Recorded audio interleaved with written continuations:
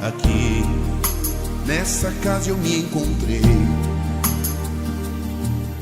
Entrei e aqui dentro vi saída.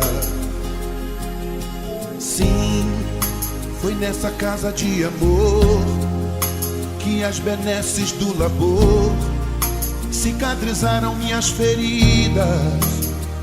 Depois de muitos e muitos passes, estudo e a água da paciência. Boa noite, meus irmãos. É com a grata satisfação que nós conseguimos, a possibilidade, junto ao nosso irmão Leandro, de retornar o mais breve possível, desde a última vez que nós estivemos aqui, para trazer, se não exclusivamente reflexões, eu acredito que o trabalho onde nós utilizamos a palavra, ele é exclusivamente para que nós possamos trazer dúvidas, fazer duvidar, antes de tudo, e especialmente fazer duvidar. Não é à toa que nós costumamos dizer na lei da física que tudo nasce do caos, tudo nasce das situações de desordenação, para que a gente possa compreender o que de fato nós necessitamos e para onde nós precisamos olhar.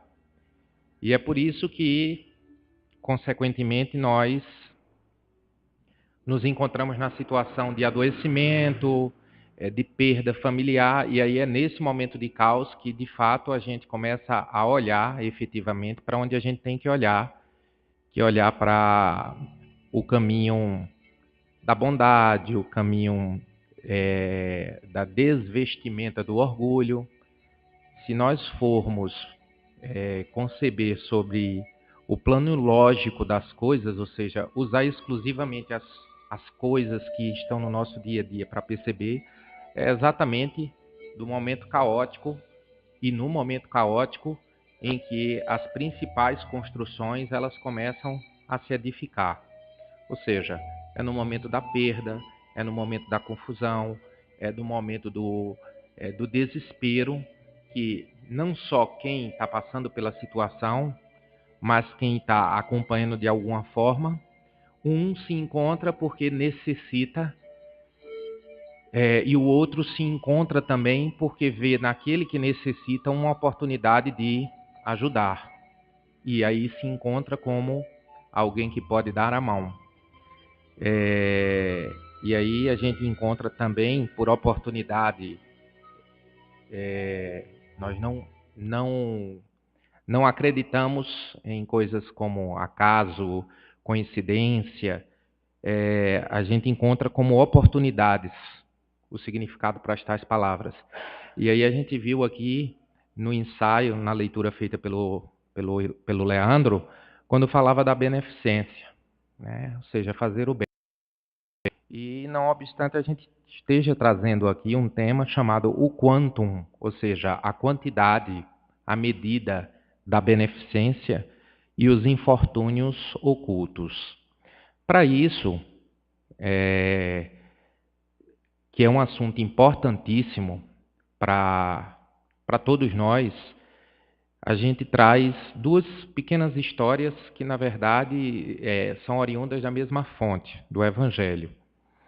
Em uma, não é difícil da gente, digamos, criar, porque a gente vê isso normalmente, inclusive, não só vê nas outras pessoas, como vê em nós mesmos.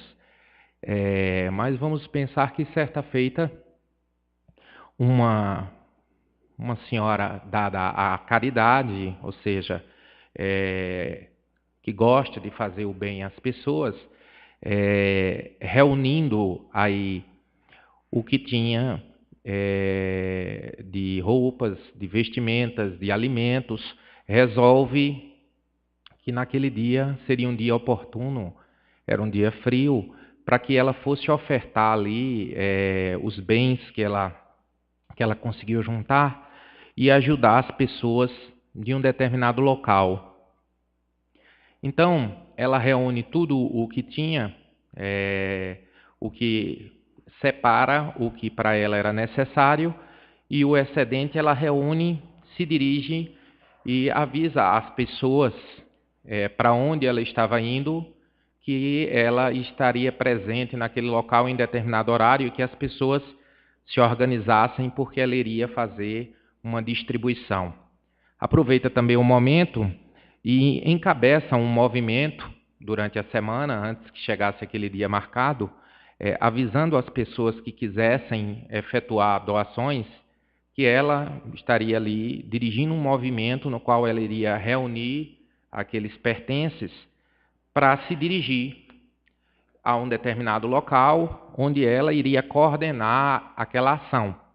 E que se as pessoas tivessem o interesse de acompanhá-la, dissessem o nome, o que iriam ofertar. E durante toda a semana foi assim. Inclusive, ela se dirigiu à liderança religiosa a qual ela pertencia, da organização religiosa a qual ela pertencia, pediu a palavra para explicar a situação em que aquelas pessoas se encontravam, narrou inclusive minuciosamente o grau de miserabilidade daqueles infelizes que estavam naquele determinado local, fez isso de uma maneira tão bem feita que sensibilizou muitas pessoas e arrecadou com isso mais e mais e mais. E durante toda aquela semana ela trabalhou incessantemente e mobilizou muita gente e tomou aquele trabalho para si, participando até em alguns momentos de campanhas através de rádio, da rádio da cidade. Bem, assim foi feito. Ela se dirigiu ao ambiente com diversas pessoas, na oportunidade dada a repercussão que o movimento causou, a mesma rádio estava presente e deu alguns flashes de informações a respeito do trabalho que a senhora estava realizando. E durante todo o momento da distribuição, eles estavam acompanhando e as pessoas emocionadas e humildemente aquelas pessoas que estavam naquele estado de carência ali, material, carência afetiva, eles recebiam aquilo ali com muita emoção e numa situação muito humilhante, na verdade, né? Precisar de coisas relativas à higiene, alimentos. Pois bem, essa mulher, ao final, agradeceu com muita emoção, fez algumas orações e disse que não deixaria de fazer aquele trabalho. E que é um trabalho que para ela tem uma importância muito grande e que todo ano, dada as circunstâncias, ela estaria junto à sociedade arrecadando e iria promover um movimento maior. Bem, essa foi a primeira história.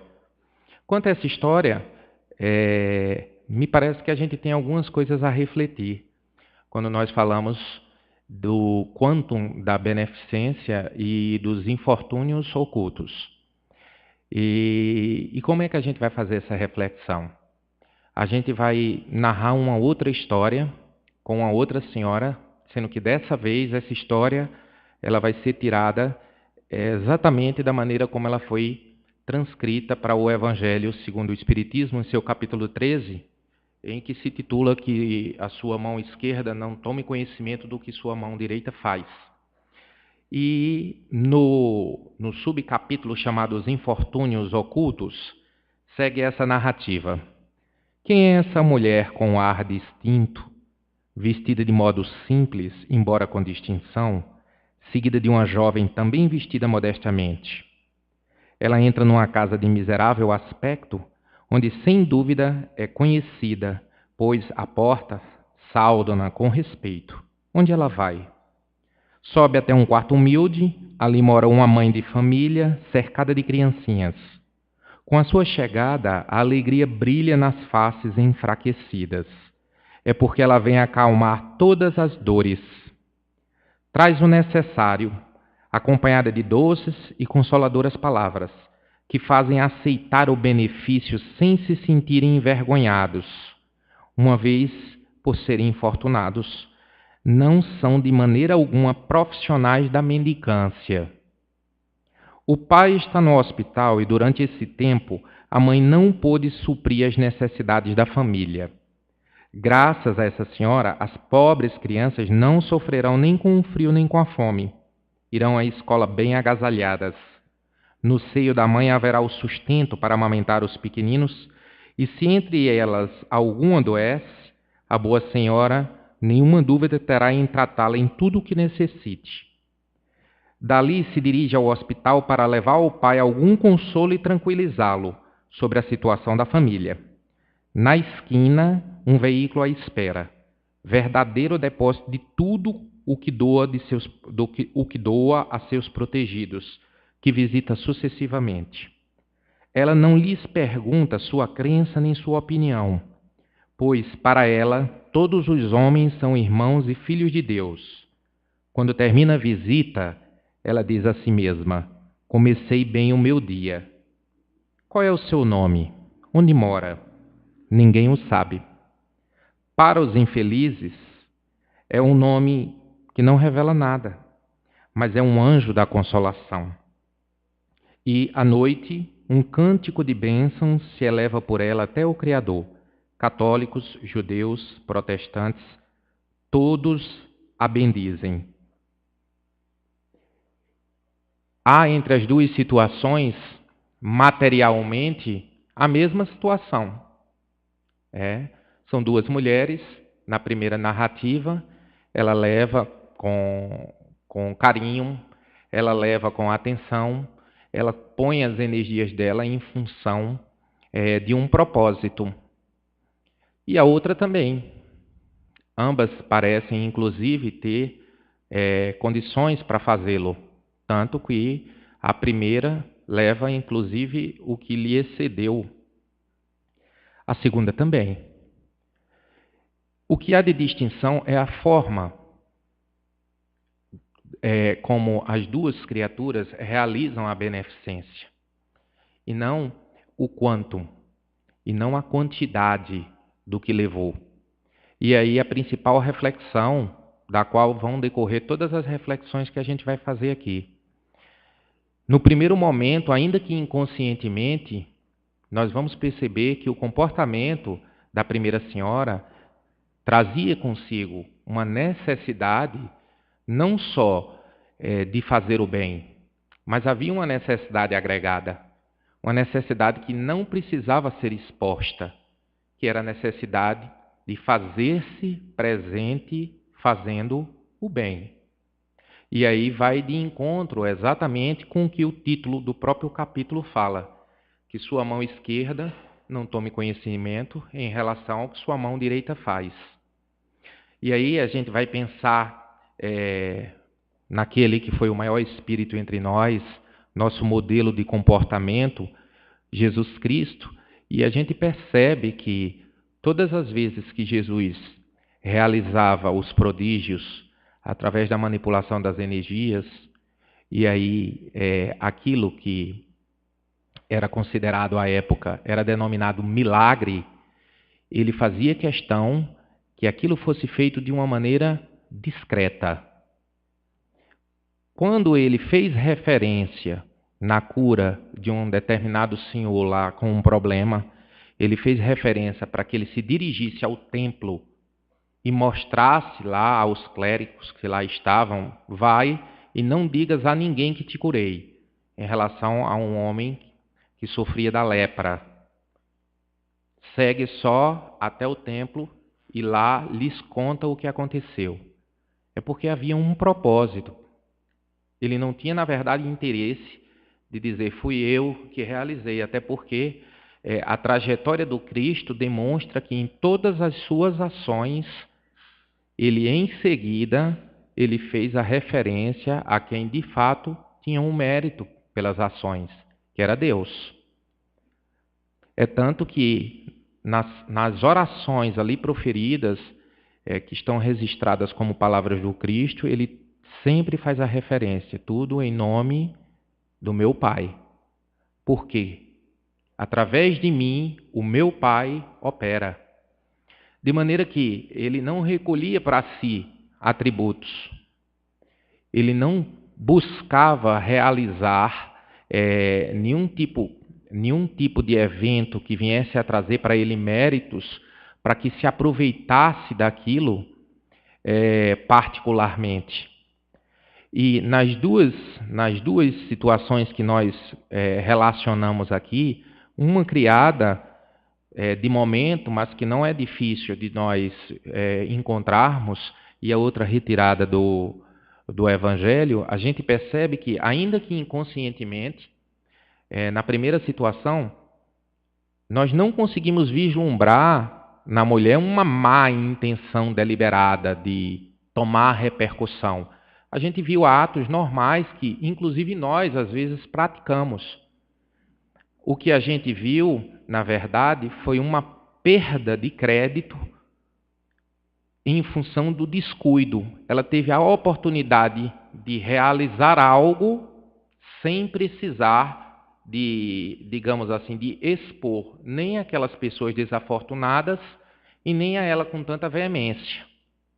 Não se coloca aqui, de maneira nenhuma, uma crítica em relação à necessidade de você publicar socialmente um apelo em nome de um terceiro.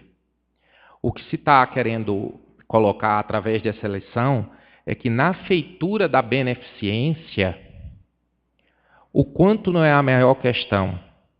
É óbvio que, objetivamente, quanto mais roupa você arruma, mais gente você veste, quanto mais alimento você doa, mais fome você mata. Mas, sob o ponto de vista de como você o faz, esse é que é o contrapeso da balança. Você pode reunir 10 caminhões de alimentos e roupas, levar para uma comunidade e deixar todas as pessoas agasalhadas. No entanto, se seu intuito era que sobressaísse o seu nome junto, não precisa nem ser acima, mas emparelhado ao lado do ato de beneficência, esse ato de beneficência perde e muito, principalmente para você. E aí o Evangelho narra: qual o crédito que você deseja ter se você já arrecadou tudo o que desejava durante a promoção do seu nome? Qual o crédito? Por quê? Você já criou todas as circunstâncias para que você fosse reconhecido ou reconhecida de fato como um benfeitor. O que é que você quer ser reconhecido agora? E aí tem um segundo plano. Quando nós vimos a primeira cena, aquela senhora, a princípio, não fazia isso, digamos assim, com a destinação de realizar. Eu estou fazendo porque quero. Parece que são passos sociais normais para o que ela pretendia fazer. Mas ela acaba cometendo um segundo erro. Além de perder a possibilidade, digamos, de arrebanhar o máximo da beneficência, sem que com isso ela esteja fazendo para ter o máximo dela. É consequência. Mas ela acabou expondo a situação de pessoas que estão num estado de sofrimento. E essa é a chamada pseudo-caridade. Quando a caridade ela é proferida e, ao mesmo tempo, você, ainda que sinta prazer por realizar a caridade, mas você sinta um prazer por você estar realizando a caridade, a gente chama isso pseudo-caridade. Porque você, se não tem a condição de fazê-lo da maneira como outra pessoa está fazendo, às vezes você, inclusive, sente inveja. E profere palavras do tipo: se eu tivesse as condições que ele tem, eu também faria. Você começa a relacionar, digamos, a sua capacidade ou incapacidade de fazer o melhor que você tem nas condições que você tem em relação ao próximo com quantidade.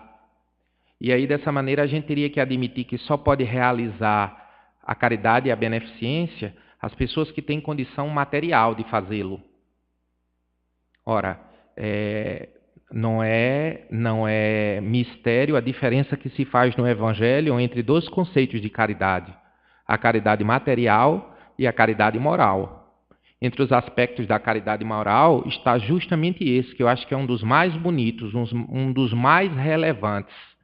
É você conseguir fazer algo por alguém sem que você provoque nesse alguém um sentimento de que ela esteja sendo humilhada, ela sentisse humilhada.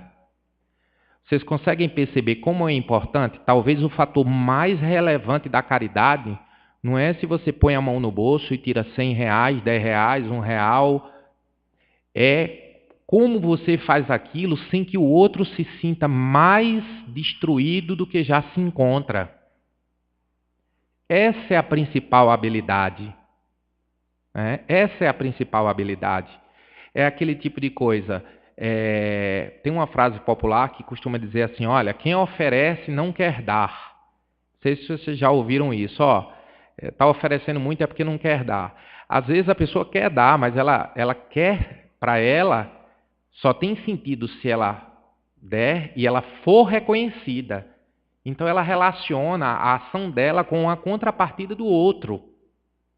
E a gente, inclusive, sente quando a gente não recebe a resposta.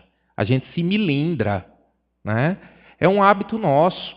Nós chegamos num ambiente e a gente diz assim, bom dia. E aí tem um colega que não diz o bom dia para você. Aí você repete, bom dia.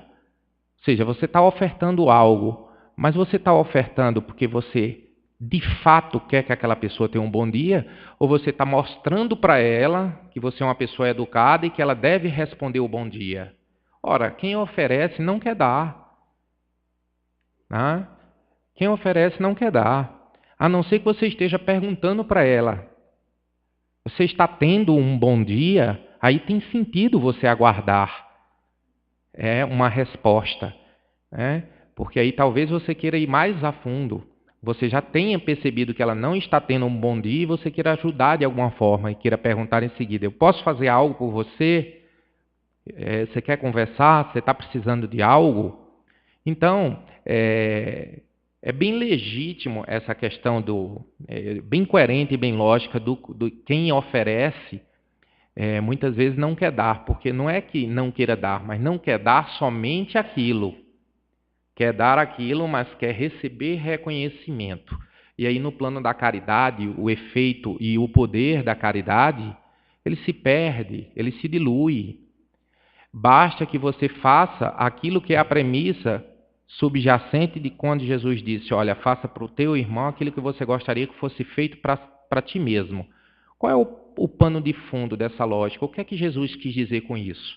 Ele quis dizer assim, te coloca no lugar do outro, e a gente traduz essa palavra como altruísmo. Troca de lugar com o outro. Se você tiver a capacidade de trocar de lugar com o outro, você vai perceber que o seu grau de assertividade, a maneira como você vai fazer as coisas, vai te trazer uma satisfação muito maior e vai te provocar muito menos problema. Mas isso é em tudo.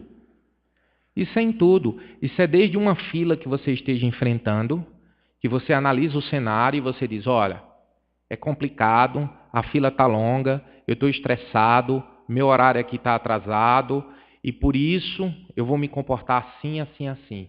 Porque a consequência de eu estar me comportando assim, dessa forma, é a fila, não é a fila. Não é a fila. Porque se fosse consequência, a gente tinha que dizer que toda vez que houver uma fila, todas aquelas pessoas que estiverem naquelas mesmas circunstâncias têm que estar brabas e têm que estar mal educadas e têm que estar dando... E não é assim. Você vai encontrar pessoas que vai dizer assim, já que eu estou aqui, eu vou ficar aqui e vou aguardar. Né? Vai demorar, eu não gosto, mas eu preciso e eu vou ficar aqui na fila. Então, assim, a gente começa a criar e a legitimar maneiras de comportamento que são são de tal forma repetidas que as pessoas acabam tendo isso como normal, e o Espiritismo vem nos trazer a reflexão a esse respeito. Quando nós vamos ofertar alguma coisa, e é frequente que aconteça, alguém perguntar assim, qual é o seu nome ou qual é o seu partido? Coisa desse tipo.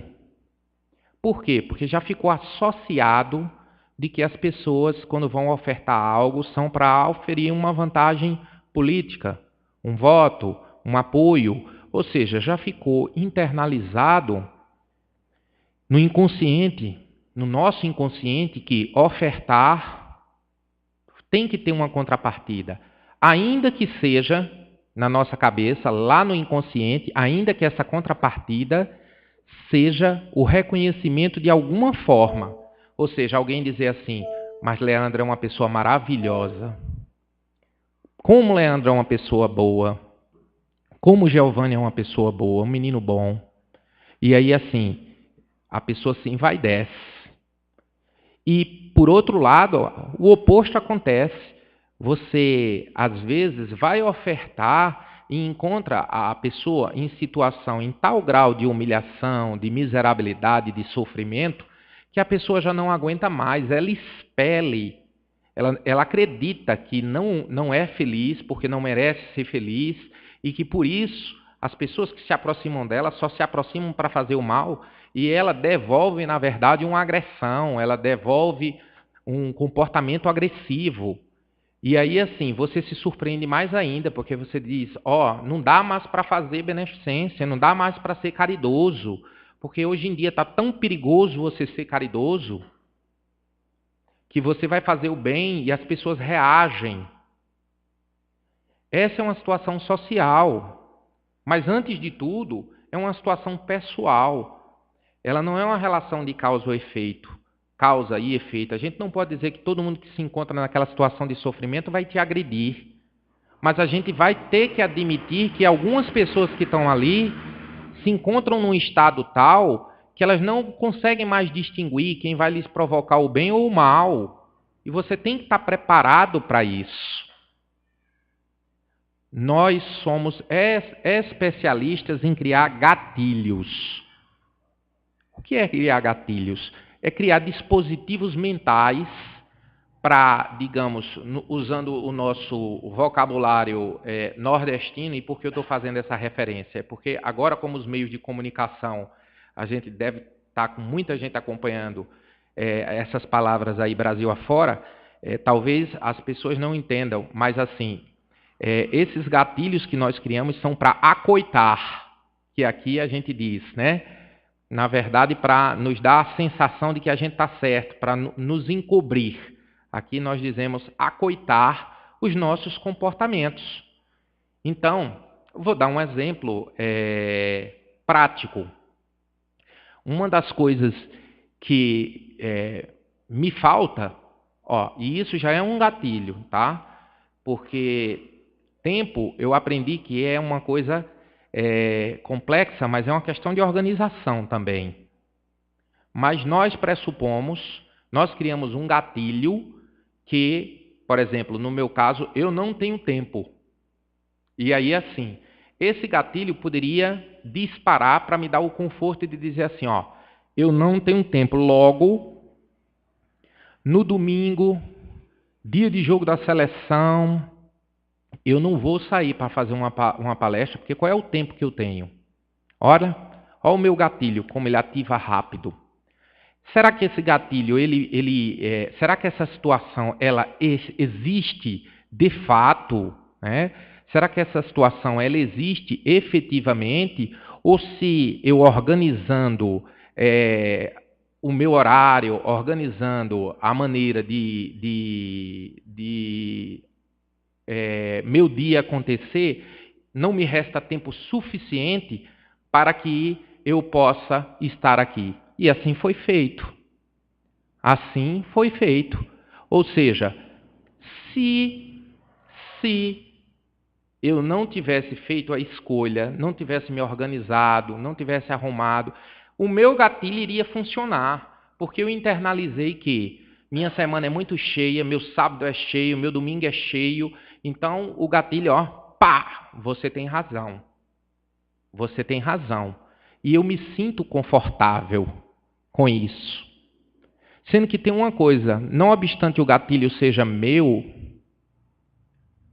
diversas outras criaturas têm consciência de que eu poderia fazê-lo. E têm consciência, inclusive, que eu poderia fazê-lo se fosse para uma outra circunstância, eu podia até esquecer o gatilho. Se alguém dissesse assim, olha, Emanuel, vamos ter uma palestra e essa palestra vai acontecer em tal canto e vai ser uma palestra sobre tal tema que não tem a ver com o tema espírita e nós gostaríamos de te contratar para fazer a palestra. Quem sabe o meu gatilho não disparasse. Eu dissesse assim, ó, tá certo, mas eu corro muito, mas é dinheiro, né? Eu tenho conta para pagar. Ó, como a gente boicota o próprio gatilho. Isso tem a ver com uma coisa que foi mencionada aqui e que eu refleti muito nas últimas semanas, que se chama propósito. Propósito. O que é que eu quero? O que é que de fato eu faço? Por que eu faço o que faço? Quais são realmente as minhas intenções para o que eu faço, com quem eu faço? Qual é o meu propósito? E aí a primeira resposta ela já existe.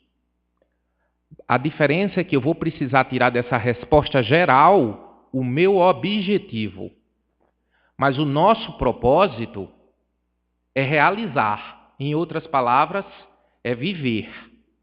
É o nosso propósito. Ora, se você nasce, já está implícito o propósito. Você nasce para viver. Ah, não, mas tem pessoas que nascem e morrem rápido. Olha, eu falei que nasce para viver. Eu não falei que nasce para viver 200 anos ou 1 minuto. Talvez o seu propósito, naquela circunstância, fosse nascer e por 1 minuto existir nesta vida. Para que alguém, ou eu mesmo, naquela circunstância, arrecadasse o que teria de arrecadar naquela experiência. Então, o propósito para todos nós é existir.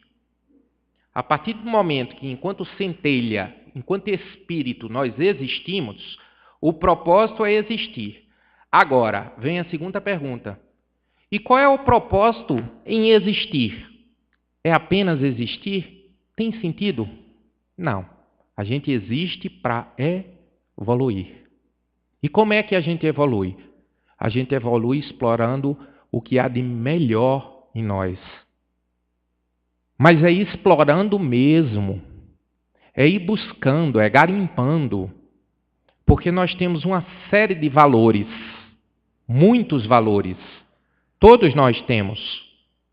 O Evangelho segundo o Espiritismo narra, inclusive, a seguinte questão. Ele diz, muito obrigado, o ser mais abominável, vamos assim dizer,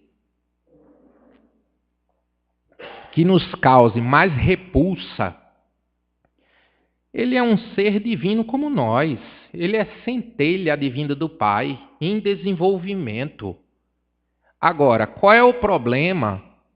O problema está com ele ou está comigo? Ora, para a mãe dele, para a mãe desse ser, que a gente tem tanta ojeriza, que a gente tem tanto... Vamos pensar, vamos criar esse ser. Alguém que cometeu um crime, né? Um crime de homicídio, tirou a vida de uma criança. Minha nossa! Olha, uma coisa é a convenção social. O que ele fez, como fez, não deixa de ser perverso socialmente. Mas ele é o que fez? A gente não pode afirmar isso. Nós não podemos afirmar isso. Porque se nós afirmarmos isso, a gente está criando um carimbo chamado causa e efeito para isso. E toda vez que nós causarmos um mal a alguém, também vamos dar direito para essa pessoa dizer, você é isso que você fez para mim. Nós somos, sim, e de fato, seres em crescimento, em desenvolvimento.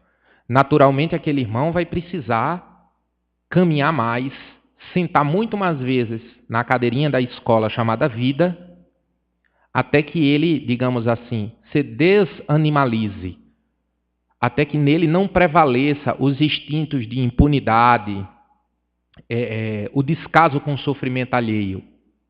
Que bom que nós podemos olhar e dizer assim, isso é absurdo, e sentir que nós não temos a capacidade de fazê-lo. Mas aí tem um segundo raciocínio, até que ponto? Porque se eu olho para você e pergunto, olha, mas se você estivesse nessa circunstância e se fosse contra o seu filho, você faria o quê? A nossa resposta é automática. Eu mataria. Né? E por quê? Porque eu sou mãe, porque eu sou pai. Ora. E digamos assim, a outra pessoa na cena também não tem mãe, não tem pai. Né? Então, assim, nós criamos gatilhos, justificativas e conceitos para nos acalentar. Coisas. E aí vem aí nossa reflexão para fechar esse tema e a gente fechar a questão também do quantum. A nossa vida ela é preenchida por aquilo que a gente realiza mentalmente, acredita e internaliza. Ou seja, aquilo que a gente pensa, aquilo que a gente sente e segundo o que a gente pensa e sente, a gente age.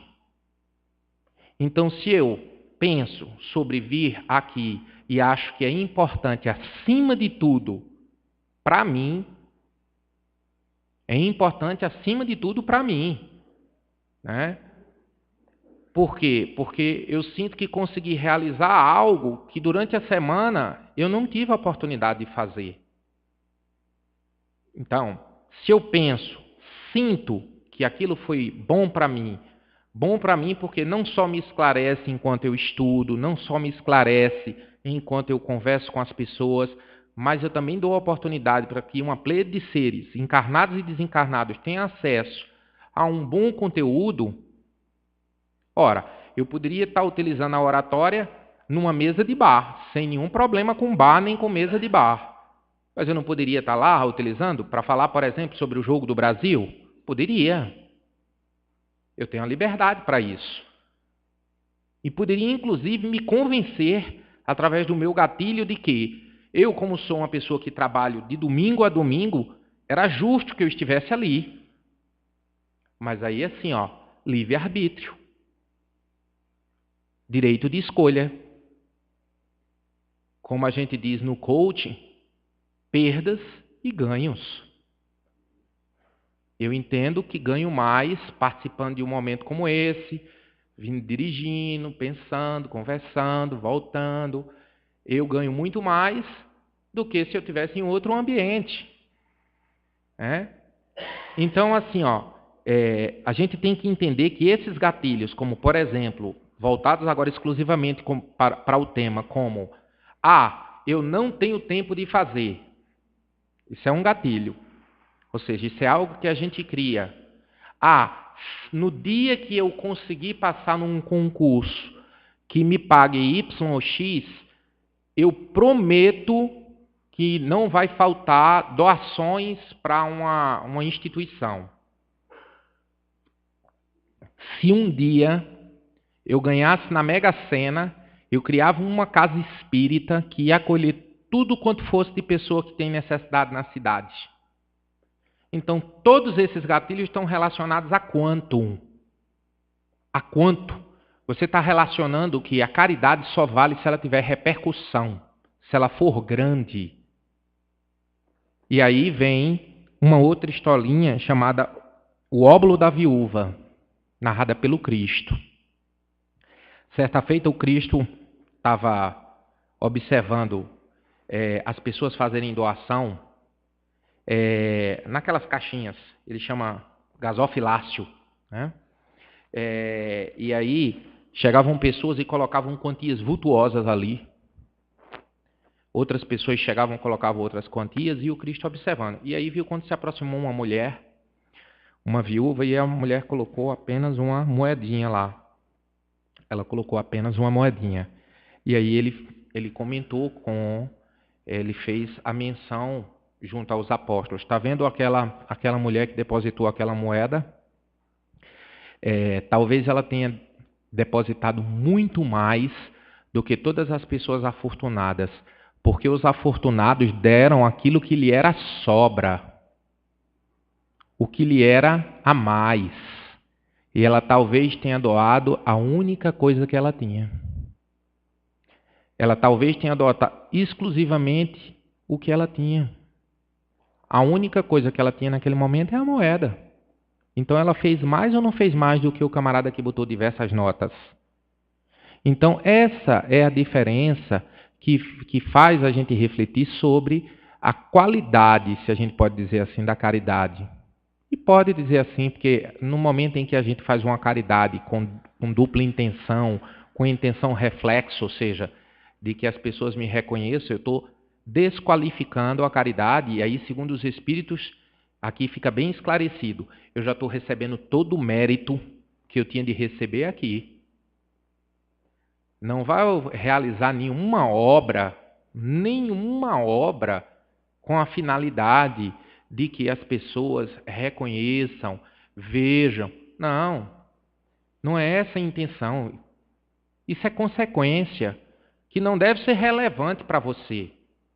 Não deve ser relevante para você. E esse é um problema que a gente traz, é um gatilho tão complexo que a gente traz para a nossa vida e assim a gente age nas relações familiares, a gente age nas relações profissionais, a gente age na nossa vida. A gente entende que tudo que a gente faça para o outro, ainda que não seja caridade, aquela ação ela tem que ter um reflexo, seja naquela hora ou seja mais tarde. Ora, se eu me encontrei com o Giovanni e a gente conversou em um determinado momento, eu senti que ele não estava bem, e aí eu conversei por diversas horas com ele, e ele se sentiu melhor, por que eu hei de achar que agora eu tenho um crédito para cobrar de Giovanni? Ora, eu já recebi o crédito, porque eu fiz com que ele se sentisse melhor, e é nisso que consiste o crédito. Eu fiz o que eu estava destinado a fazer. Eu realizei o meu propósito. E qual era o meu propósito naquele momento? Era viver. Viver o quê? Viver o apoio que eu precisava dar para o Giovanni. E eu dei o apoio. Fosse num aperto de mão. Né? Aí, às vezes, eu inclusive faço isso, confesso. Por exemplo, perda de pessoas. Por diversas questões, por causa do clima, por causa da questão mediúnica, eu muitas vezes me escuso de ir no ambiente onde a pessoa está sendo velada. Né? E quando vou, eu fico afastado. Mas às vezes eu penso, a única coisa que aquele parente, aquela pessoa que está ali queria era me ver. A única coisa que ela queria era me ver. Aí eu disse, mas eu vou dizer o que lá? O que é que eu tenho para dizer? Você não precisa dizer nada. Você não precisa dizer nada. Se não dá para dizer nada, não diga. Mas se você puder aparecer, apareça. Mas se não der de jeito nenhum para aparecer naquele dia, se faça presente de alguma forma. Faça orações. Na oportunidade que tiver, se aproxime. Nós temos um padrão que faz com que a gente resista às situações de sofrimento. E aí, assim, como isso é contraditório se a gente está num plano de provas e expiações, onde nós temos que ser felizes hoje, mas a felicidade que a gente almeja não vai ser alcançada hoje. Significa dizer que vários aspectos da nossa vida vão nos trazer tristezas e sofrimentos. E a gente tem que estar preparado para isso. Como nós não queremos enfrentar isso, olha que coisa contraditória. A gente sai do plano espiritual, os nossos mentores, as criaturas que estão conosco, dizendo, você vai passar por isso, isso e isso. Aí você diz assim, top, eu quero. E ainda você se aventura e diz, não dá para piorar mais um pouquinho não? Eu vou, com certeza. Aí quando você chega na carne, como quem diz, na pele, aí você corre até de um velório. Então, assim, nós precisamos amadurecer essa questão. Nós precisamos aprender a ofertar aquilo. Vejam bem como a questão vai mais além. Como é que eu posso dizer que eu não posso dar o que eu não tenho? Será que eu conheço tudo o que eu tenho? Se a gente inverte a reflexão, veja como fica a lógica. Às vezes eu digo assim, eu não posso dar o que eu não tenho. Mas eu estou me referindo a ter o quê? Se é dinheiro, você pode até afirmar que naquele momento você não tem. Agora você não tem uma palavra para dar? Você não tem um abraço para dar? Você não tem a sua companhia para oferecer? E como é que você pode afirmar que não pode dar o que você não tem?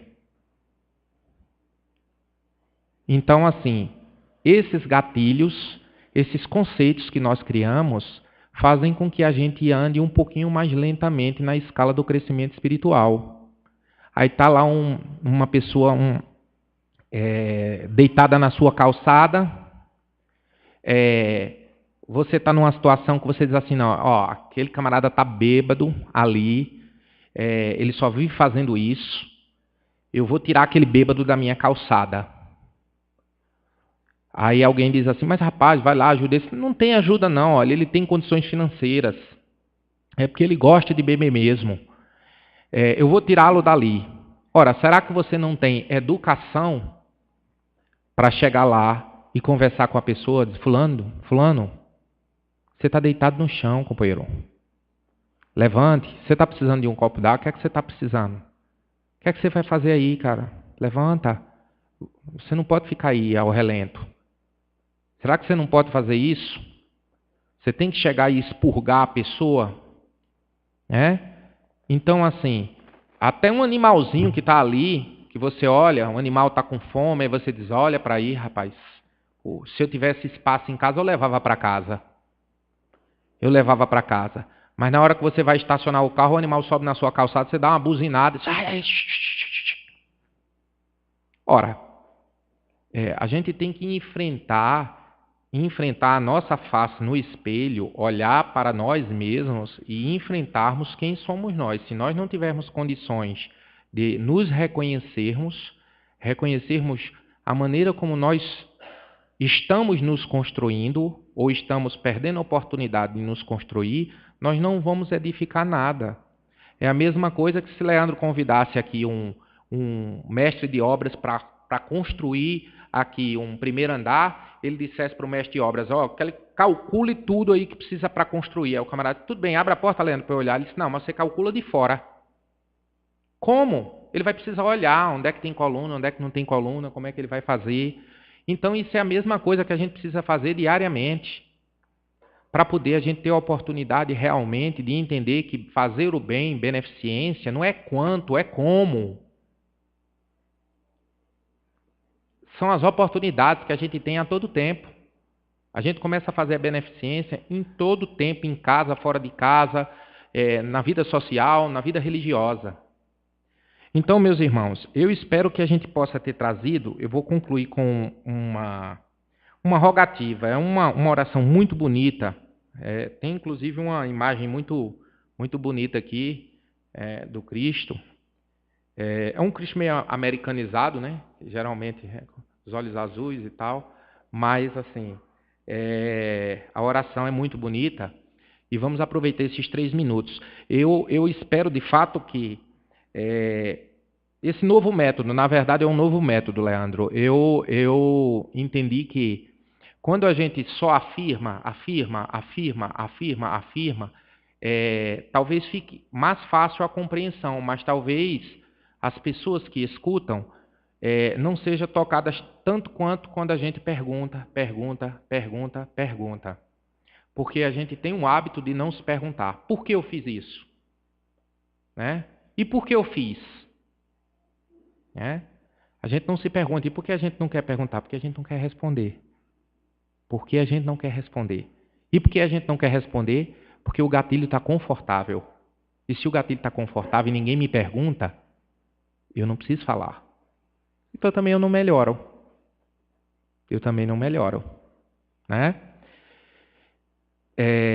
Então, meus irmãos, eu espero que essas reflexões tenham acrescentado a todos vocês, como acrescentam a mim e tenham acrescentado às criaturas que se encontram aqui fisicamente ou extrafisicamente. E agora a gente encerra essas palavras nesses 2 minutos com essa oração que diz assim: Senhor Jesus, dai-nos a paz, dai a paz para nossas famílias, nossos amigos, nossos filhos, nossos irmãos. Dai a paz, principalmente aos nossos inimigos, que eles possam perdoar-nos aquilo que lhe fizemos. nesta vida ou existência. Perdoe, Jesus, nossas faltas. Pedimos para que possamos com elas aprender e crescer. Crescer na espiritualidade em direção a Ti. Pedimos que não nos percamos em culpas inúteis, mas que possamos simplesmente não cometer os mesmos erros. E com isso, não precisarmos passar pelas mesmas provas. Ajuda-nos, Senhor, para que não queiramos impor nossa vontade aos outros. Esteja, Jesus, o Senhor e seus anjos mensageiros sempre junto de nós, para que possamos sempre contar com seu auxílio no nosso trabalho cotidiano, na nossa vida espiritual e no contato com nossos irmãos. Esperamos, Senhor, poder ser dignos de sua ajuda e de sua confiança e que não o decepcionemos nunca. Estejamos, Senhor, sempre prontos para quando precisares de nós. Sendo assim, Jesus, que a nossa vida seja sempre pautada pela sua palavra, vontade e desígnios. Obrigado, Senhor, por tudo que temos, por tudo de bom que recebemos. Que assim seja.